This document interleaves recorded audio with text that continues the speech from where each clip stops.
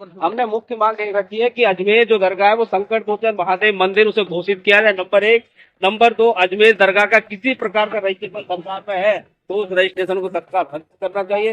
Number 3, ASI के माध्यम से इसका सर्वे होना चाहिए। नंबर 4, हमें वहां पूजा पाठ करने का अधिकार। मैं यहाँ के जो सज्जादा नशीन है उनका जानशीन उत्तराधिकारी हूँ और खुद बाहैसियत गरीब नवाज का एक वंशज उनकी औलाद हूँ।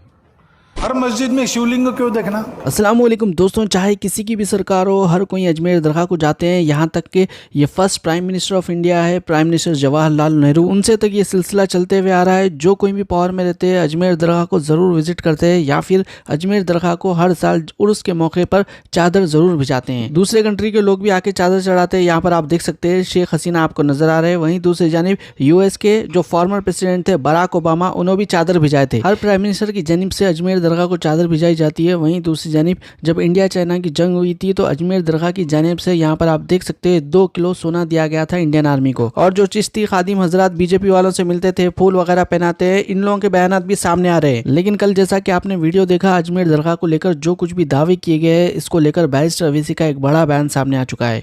दायर हुई है, कहा जा रहा उसके नीचे शिव मंदिर मौजूद है।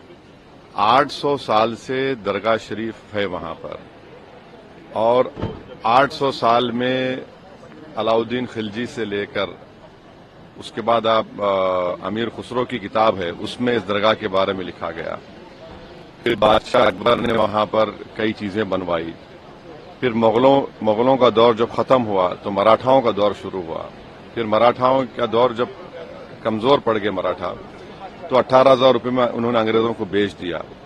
उस वक्त भी कई, जैसे जयपुर का रॉयल फैमिली है, उन्होंने 40,000 का सिल्वर पेश किया दरगाह के लिए, खिदमत की दरगाह की। देश के हर प्रधानमंत्री उर्स के दौरान वहां पर चादर भिजाते हैं। हमारे पड़ोस में जो 2 ममालिक हैं, कंट्रीज हैं, उनका ऑफिशियली डेलीगेशन वहां पर जाता है।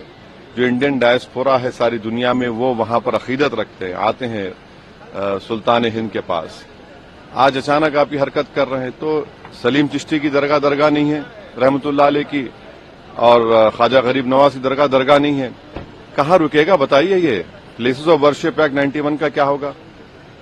क्या अब डीवाईसी चंद्रचूड़ तो अब तो नहीं है, सीजीआई, क्या उनको अब ख्याल आ रहा है कि अगर वो इसको रोक देते? राम मंदिर के जजमेंट में उन्होंने प्लेस ऑफ वर्शिप एक्ट को, जजेस ने कहा कि ये बेसिक स्ट्रक्चर का हिस्सा है। बाद में सीजीआई ने खामोश हो गए जब चंद्रचूड़ थे। अब चंद्रचूड़ अपनी लेगेसी को प्रोटेक्ट करने के लिए हर जगह मीडिया चैनल बैठकर इंटरव्यू दे रहे हैं। उन्होंने देखा क्या कर दिया उन्होंने। ये आपने देखा संभल में क्या हुआ, 5 लोगों की, मासूम लोगों की मौत हो गई। अब भारत सरकार को पार्टी बनाया गया, मिनिस्ट्री ऑफ माइनॉरिटी अफेयर्स को, एएसआई को। अब नरेंद्र मोदी की सरकार क्या वो कहेगी जिस पर नरेंद्र मोदी ने अपनी चादर भिजाई है बहैसियत प्रधानमंत्री, कि वो दरगाह है नहीं है? एएसआई क्या बोलेगा? ये पूरा देश को डिस्टेबलाइज करने के लिए, और ये देश के हित में नहीं, हम बार बार आपको कह रहे हैं।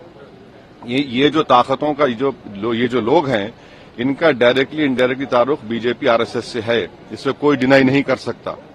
दिल्ली से लॉयर्स को लाकर आपने ये केस डाला है और आप 800 साल से दरगाह है, उसको बोल रहे दरगाह नहीं है। तो फिर क्या होगा? फिर देश में क्या कोई खामोश बैठ जाएगा? अब कल कोई मुसलमान जाके बोलेगा नहीं ये वर्शिप की जगह नहीं है, किसी और की, मेरी है। देश चलेगा तो संविधान से चलेगा, रूल ऑफ लॉ से चलेगा, लॉ एंड ऑर्डर मेंटेन होगा नहीं होगा, ये सब चीजें हैं। इसको तो नरेंद्र मोदी को डायरेक्टली जवाब देना पड़ेगा देश को कि आप इन लोगों को रोकेंगे नहीं रोकेंगे। माननीय अदालत ने हमसे पूछा, उन सबका जवाब हमने दिया।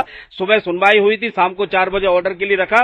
बाद में ऑर्डर उन्होंने हमारे पक्ष में दिया है और साथ ही साथ सभी जो प्रतिवादी हैं, जो विपक्ष हैं, उन सबको नोटिस जारी किया है और जल्दी आपको तारीख, नेक्स्ट जो डेट है वो आपको पता चलेगा। आज मीडिया के माध्यम से हमें मालूम हुआ है कि हिंदू सेना के राष्ट्रीय अध्यक्ष ने जो दरगाह से संबंधित विवाद, एक सिविल वाद अजमेर न्यायालय में प्रस्तुत किया था, उस पर माननीय न्यायालय ने उसको एक्सेप्ट करते हुए सुनवाई हेतु निहित किया है और संबंधित पक्षकारों को नोटिस जारी किए गए हैं। इसमें यह भी मालूम हुआ कि संबंधित पक्षकार जो बनाया, उन्होंने एक दरगाह कमेटी को बनाया है जो यहाँ की स्टैच्यूरी बॉडी, मैनेजमेंट बॉडी दरगाह की। आर्कियोलॉजिकल सर्वे ऑफ इंडिया को बनाया गया है और मिनिस्ट्री ऑफ माइनॉरिटी अफेयर्स को बनाया गया है। मैं सैयद नसरुद्दीन चिश्ती आपसे मुखातिब हूं on behalf of the office of the सज्जादा नशीन, spiritual head of the shrine. मैं यहाँ के जो सज्जादा नशीन है उनका जानशीन उत्तराधिकारी हूँ और खुद बाहिसियत गरीब नवाज का एक वंशज, उनकी औलाद हूँ। हमें इसमें पार्टी नहीं बनाया गया है, लेकिन फिर भी ये हमारे बुजुर्गों की दरगाह से जुड़ा हुआ मामला है। हमने पूरी तरीके से इस पर नजर बनाई हुई है और हमारे वकीलों से हम लोग टच में हैं। हमारी कानूनी टीम जो बनी हुई है पूरी वकीलों की, उससे टच में हम लोग, उनसे रायशुमारी चल रही है। जो भी उनकी एडवाइस होगी उसके तहत ही हम कानूनी प्रक्रिया का उपयोग करेंगे और कानूनी कदम जो भी आगे हमें उठाना होगा उठाएंगे और पूरी मजबूती के साथ अगर हमें अपनी जरूरत पड़ी इसमें पक्ष रखने की तो हमारा पक्ष रखेंगे। देखिए, सीपीसी का प्रावधान है, न्यायालय में वाद प्रस्तुत किए जाते हैं और न्यायालय उचित समझता है तो उसको सुनवाई हेतु निहित भी करता है और पक्षकारों को नोटिस भी जारी होते हैं।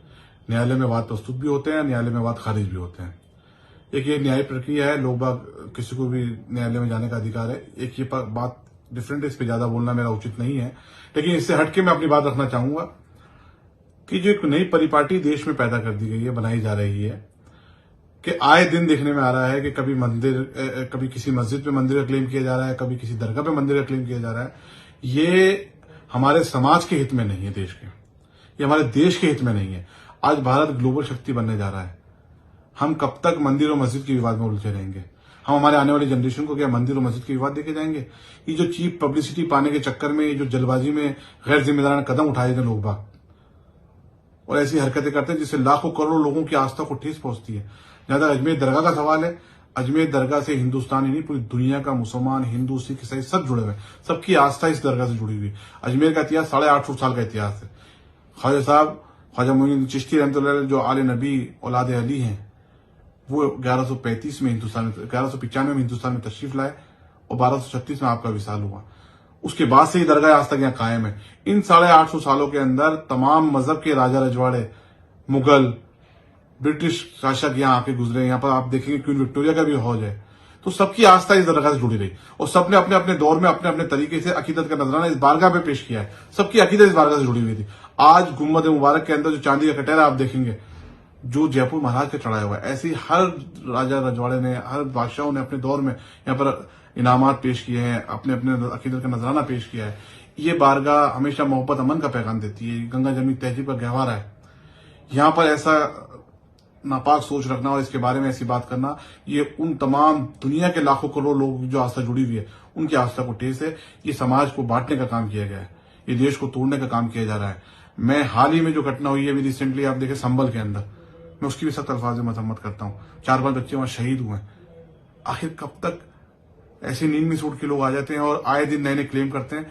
मैं भारत सरकार से अपील करता हूं कि इस मामले में इंटरवेन करें और क्या तो नया कानून लाया जाए या कोई गाइडलाइन जारी की जाए कि इस तरीके के धार्मिक स्थलों पे किसी प्रकार की उंगली ना उठे और ना ही इनकी नेचर को चेंज करने की बात की जाए और ना ही इस पे सवालात किए जाए। देखिए, जो 100-150 साल पहले मुकदमे जो थे चल रहे हैं धार्मिक स्थलों को लेकर के, 47 से पहले के जो मुकदमे चल रहे हैं, उनमें जो न्यायालय का निर्णय आता है उसका सबको सम्मान करना चाहिए और सबने करा भी है।